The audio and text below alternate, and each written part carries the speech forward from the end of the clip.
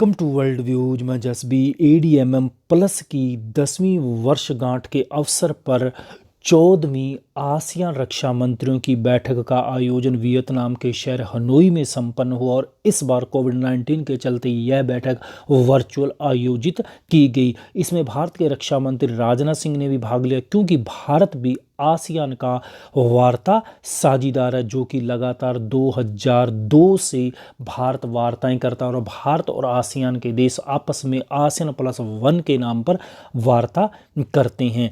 यहाँ पर आप पीबीआई का एक आर्टिकल भी देख पा रहे होंगे कि रक्षा मंत्री Rajnath Singh address ASEAN defence minister meeting plus online. और इसी प्रकार यहाँ पर राजनाथ सिंह जी का भी एक ट्वीट देख पा रहे होंगे आपके, will be addressing the meeting of ADMM plus on the occasion of its 10th anniversary at 7:30 AM tomorrow. तो आज के वीडियो में इसी विषय पर बात करेंगे कि एडीएमएम प्लस क्या होता है और एडीएमएम क्या है।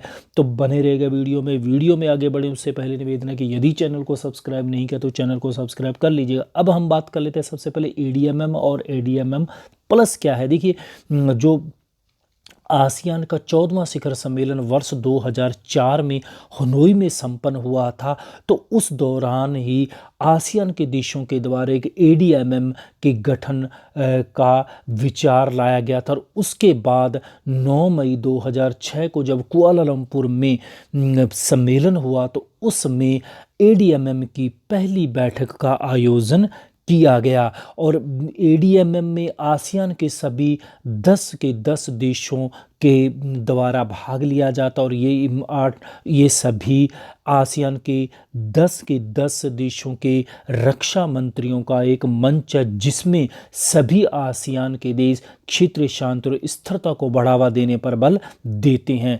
इसी प्रकार यदि हम एडीएमएम प्लस की बात करें तो इसकी जो आयोजन था वो जो एडीएमएम है, यानी कि आसियान देशों के रक्षा मंत्रियों की जब दूसरी मीटिंग वर्ष 2007 में सिंगापुर में आयोजित हुई, तो उस समय एडीएमएम प्लस का गठन किया गया। तो ये एडीएमएम प्लस है आसियान और आसियान के वार्ता साझेदारों का एक संयुक्त मंच है, यानी कि आसियान के 10 देश और प्लस जो आसियान के 8 वार्ता साझेदार हैं उनका एक संयुक्त एक मंच है। और इसमें आसियान के वार्ताकार हैं जो वो देश हैं, ऑस्ट्रेलिया है, चाइना है, भारत है, जापान है, न्यूजीलैंड है, दक्षिणी कोरिया है, रूस है और संयुक्त राज्य अमेरिका। इस प्रकार कुल 8 देश आसियान के वार्ता साझेदार हैं। तो इस प्रकार से एडीएमएम प्लस में कुल 18 देश हैं।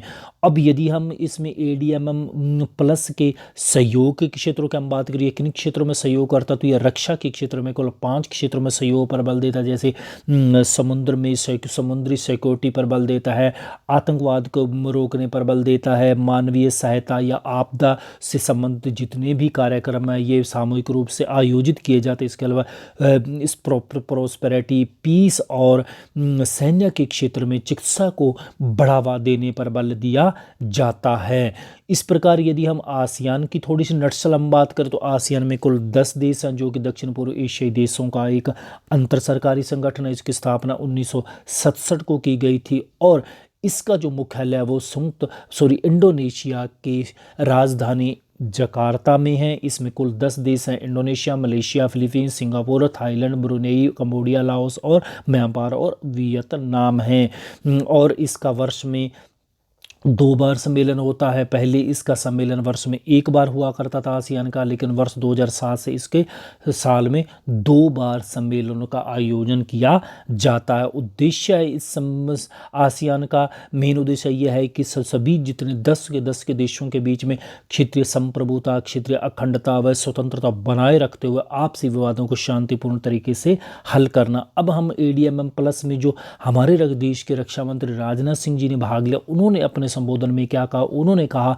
कि समुद्री सुरक्षा, मानवीय सहायता और आपदा और आतंकवाद निरोध और शांति कार्यक्रमों में जो एडीएमएम भाग ले रहा है सामूहिक रूप से इन क्षेत्रों में सहयोग कर रहा है वो सराहनीय है। इसके साथ ही उन्होंने ये भी कहा कि हिंद महासागर क्षेत्र यानी इंडो पैसिफिक क्षेत्र के अंदर जो पारंपरिक और गैर पारंपरिक जो सुरक्षा को लेकर एक बहुत बड़ा थ्रेट बना हुआ है, उसको भी सामूहिक रूप से रोका जाना चाहिए। साथ ही उन्होंने ये भी कहा कि इंडो पैसिफिक रीजन में खुली और समावेशी व्यवस्था कायम रहनी चाहिए। देशों की अखंडता को बनाए रखते हुए आपसी विवादों का शांतिपूर्ण हल किया जाना चाहिए। और साथ ही उन्होंने अंतर्राष्ट्रीय नियम और कायदे कानूनों का पालन करने के लिए समुद्री कानूनों का पालन करने के लिए संयुक्त राष्ट्र कन्वेंशन अनक्लोज जो 1985 के अंदर आया था, उन्होंने कहा उनके अनुसार ही नेविगेशन की स्वतंत्रता बनाए रखी जानी चाहिए। और भारत भी नेविगेशन की स्वतंत्रता का पूरी तरह से समर्थन करता है। तो ये सीधा सीधा ये संकेत दिया जा रहा था, ये दिया जा रहा था चाइना की तरफ, क्योंकि आज चाइना पूरे दक्षिणी चीन सागर पर दावा करता है और आसपास के जितने भी कंट्रीज और विशेष रूप से आसियान के देश हैं उन्हें आए दिन बुली करता है, उनके प्रति अग्रेसिव रहता है। तो इस वजह से भी भारत ने कहा कि समुद्र की स्वतंत्रता पर विशेष रूप से बल दिया जाने और समुद्रों की जो यातायात व्यवस्था है, नेविगेशन की व्यवस्था, वो पूरी तरह नियम आधारित होनी चाहिए। तो ये था हमारा आज का वीडियो पसंद है तो लाइक कीजिएगा, शेयर कीजिएगा और चैनल सब्सक्राइब नहीं है तो चैनल को सब्सक्राइब कर लीजिएगा। मिलता हूँ इसी प्रकार और वीडियो के साथ। वीडियो सुनने के लिए आपका बहुत बहुत धन्यवाद।